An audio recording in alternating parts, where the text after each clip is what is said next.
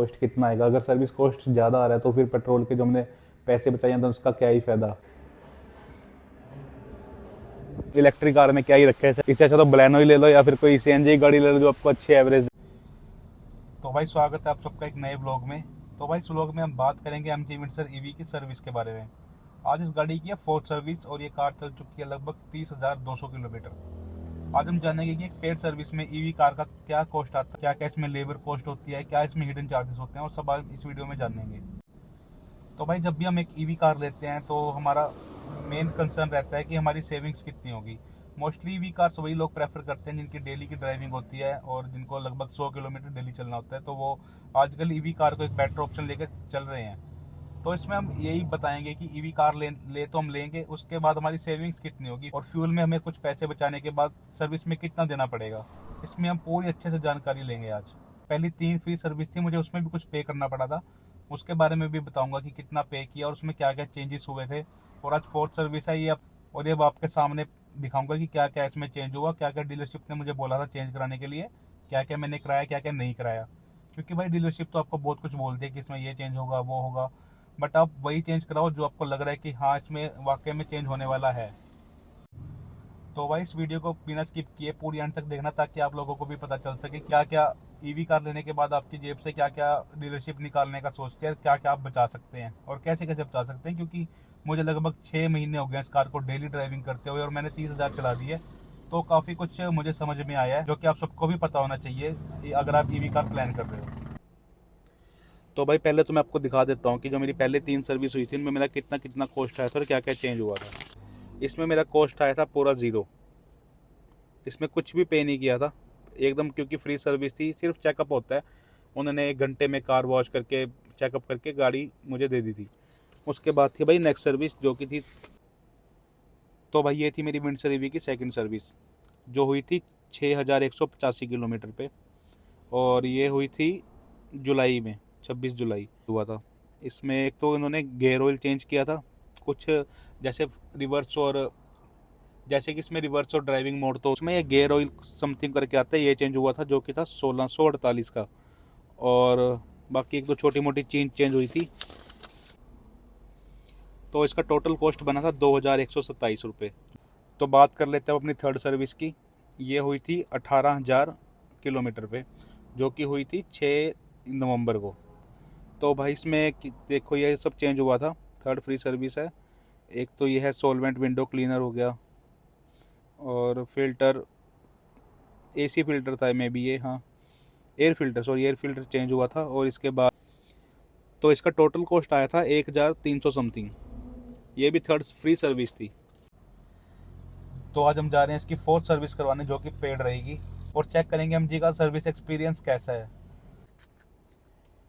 तो भाई सर्विस पे देने से पहले गाड़ी की कंडीशन पूरी चेक कर लेते हैं। अंदर से कार काफ़ी गंदी हो रही है क्योंकि इसको लगभग 10 दिन हो चुके हैं वॉशिंग हुए को। वैसे तो हफ्ते में एक बार करा ही लेता हूँ मैं, बट अभी 10 दिन हो चुके हैं। तो इसका क्लीनिंग एक्सपीरियंस भी देखेंगे कि कैसे क्लीन करके देते हैं। बाकी बाहर से भी एक बार आपको कार की कंडीशन दिखा देता हूँ। बाहर से भी गाड़ी पूरी गंदी हो रखी है, पूरा कीचड़ लगा, क्योंकि अभी 2 दिन पहले बारिश हुई थी, उसमें पूरी चली हुई है, काफ़ी डस्ट लगी हुई है। सर्विस के बाद देखेंगे कि क्लीनिंग कैसी करी है एमजी ने। तो भाई इस गाड़ी का आपको छोटा मोटा बता दूं, अगर आप लेने का प्लान कर रहे हो, इसमें स्टार्ट करने के लिए कोई बटन नहीं है, जस्ट ब्रेक दबाओ गाड़ी स्टार्ट हो जाती है और मीटर में ये रेडी लिखा जाता है। और गेयर यहाँ से चेंज होते हैं जैसे मर्सिडीज में होते हैं। ये हो गया डी, और इसकी ये है इलेक्ट्रिक पावर ब्रेक। तो अब गाड़ी रेडी है चलने के लिए। पिकअप वगैरह भाई सब कुछ इसका नेक्स्ट लेवल है। अभी देखो 31 है स्पीड, एकदम से पूरी।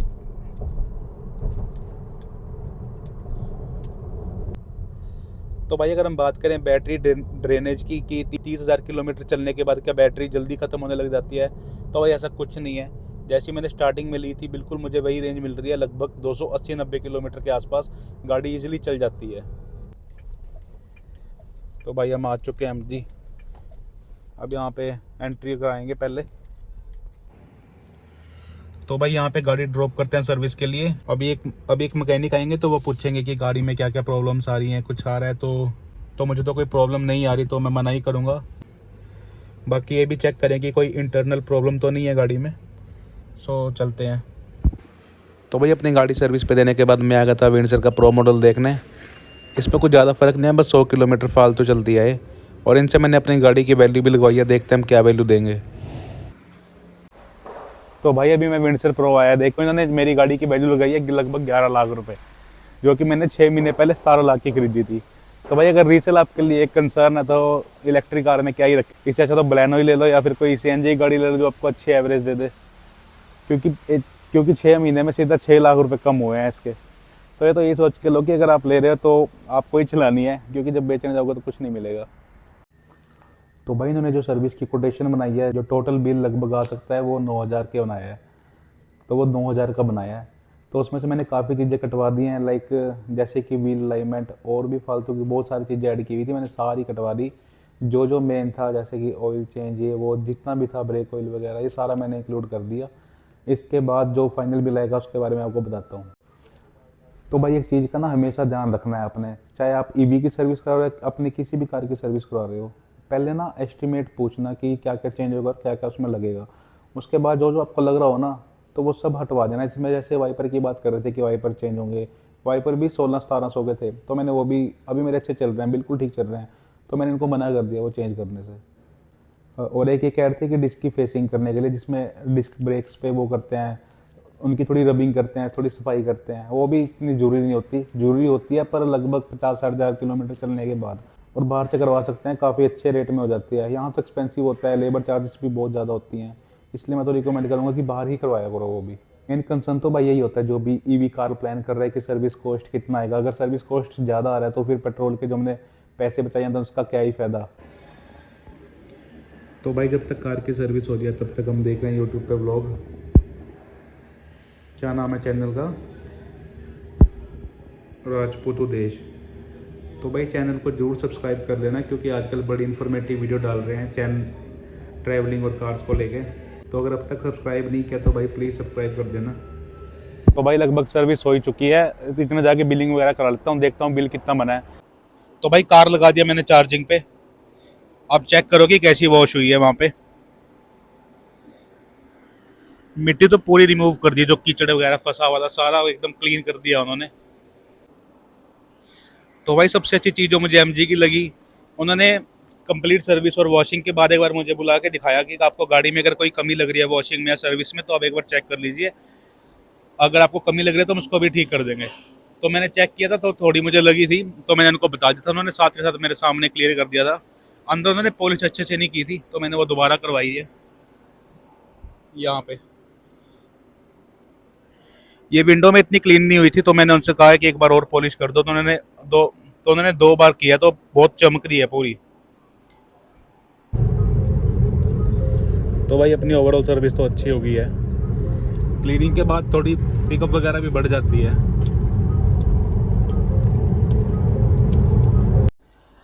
तो भाई अब बात कर लेते हैं ओवरऑल खर्चे की, कि 4th पेड सर्विस का कितना बिल बना है एमजी विंडसर ईवी का। आप लोग भी देख के शौक हो जाओगे कि उन्होंने कितना एस्टिमेट बनाया था और मैंने फिर कितना उसको कम करवाया है। जो जो जरूरी था मैंने क्या क्या उसके अंदर लगवाया। तो भाई पहले आप ये चेक करो उन्होंने कितनी लंबी लिस्ट बना दी थी कि इसमें ये चेंज होने वाला है। तो जिस पे टिक लगा हुआ है मैंने सिर्फ ये काम करवाया था, बाकी इस पे क्रॉस लगा सब मैंने कटवा दिया था। तो टोटल कॉस्ट देखो इसका कितना बनाया था उन्होंने, 11,151। तो भाई चेक कर लो इसके अंदर क्या क्या पार्ट्स डले हैं और क्या क्या चेंज हुआ है। पहला इसकी लेबर चार्जेस जो कि है 2300, और उसके बाद एक फिल्टर चेंज हुआ है, एयर फिल्टर, एक गियर ऑयल होता है, गियर ट्रैक्स, और विंडो सोलवेंट, ये तो क्लीनर हो गया 40 रुपये का। और ये एयर फिल्टर था 1556 कुछ का। उसके बाद है एमजी स्पेशल कॉम्बो मैकेनिकल 531। उसके बाद इंजन कूलेंट पड़ा है, वो है 835 का। तो भाई उसके बाद भाई व्हील अलाइनमेंट एंड बैलेंसिंग ये मैंने नहीं करवाई, इन्होंने ऐसी कॉम्प्लीमेंट्री चेक करवा दी थी। तो मेरा टोटल बिल बना है 6060 का। तो भाई अब डिफरेंस चेक करो, अगर मैं एस्टिमेट बिल को ना देखता तो उन्होंने सीधा 12,000 का फटका लगा देना था। जो ईवी रिकमेंड करती है मैंने सिर्फ वही काम करवाया ताकि गारंटी पे भी कोई असर ना पड़े। ये लोग आपको डरा देते हैं कि अगर आप ये नहीं करवाओगे तो इसकी गारंटी पे असर पड़ेगा, वारंटी पे, ऐसा कुछ नहीं होता भाई, सिर्फ कहने की बातें होती हैं।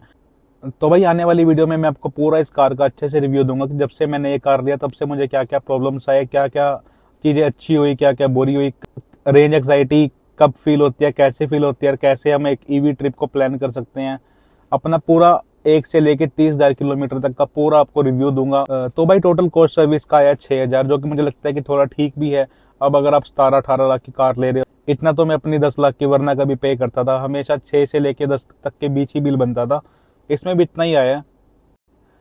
तो भाई नेक्स्ट वीडियो में आपको पूरा क्लियर हो जाएगा कि ईवी कार लेना बेस्ट डिसीजन था या नहीं। तो इसलिए चैनल को प्लीज सब्सक्राइब कर देना ताकि आने वाली वीडियो आप स्किप ना करो। और इस ईवी में हम काफी ट्रिप्स करेंगे, एक लॉन्ग जर्नी करेंगे 1000 किलोमीटर की, इसको हिल स्टेशन पे लेके जाएंगे, पूरा इसको जितना निचोड़ निकाल सकते हैं पूरा निकाल लेंगे। तो भाई एक ना इंजन क्लीनिंग की है उन्होंने, जिसके वो 1800 रुपये चार्ज कर रहे थे, जो मैंने ऐसी सफाई वाले से करवा लिया। तो चेक करता हूँ उसमें क्या होता है। तो भाई ये छोटा सा इंजन क्लीन करने के लिए आपसे 1800-2000 रुपये लिए जाते हैं, जो कि आप उनसे जो वहाँ पे सफाई कर रहे होते हैं ना, उन्हें क्लीन करवा सकते हो, या बाहर भी अगर आप वॉशिंग करवा रहे हो ना तो वहाँ पे क्लीन करवा लो। पर एक बात ध्यान रखना, गलती से भी इसमें पानी मत लगवाना। इसके अंदर अगर पानी चला गया ना तो पूरी बैटरी ड्रेनेज हो जाएगी और बहुत नुकसान हो जाएगा। तो इसको जब भी करवाना एक रेप्यूटेटेड वर्कशॉप पे ही करवाना, जिनको अच्छे से पता हो कि इसको कैसे ड्राई क्लीन करना है बिना पानी के। तो भाई जैसा कि आपने वीडियो में देखा, जो एक ईवी की सर्विस कॉस्ट होती है वो लगभग, जो अपनी नॉर्मल पेट्रोल डीजल कार्स होती है, लगभग इनका इतना ही खर्चा आता है। तो अब आप लोग डिसाइड कर ही सकते हो कि एक ईवी लेने से आपके कितने बेनिफिट्स होंगे। सर्विस में तो उतना ही खर्चा आएगा, लेकिन आप पेट्रोल का बहुत ज्यादा सेव कर लोगे भाई। तो चलो मिलते हैं आपको नेक्स्ट वीडियो के साथ। Thank you, bye.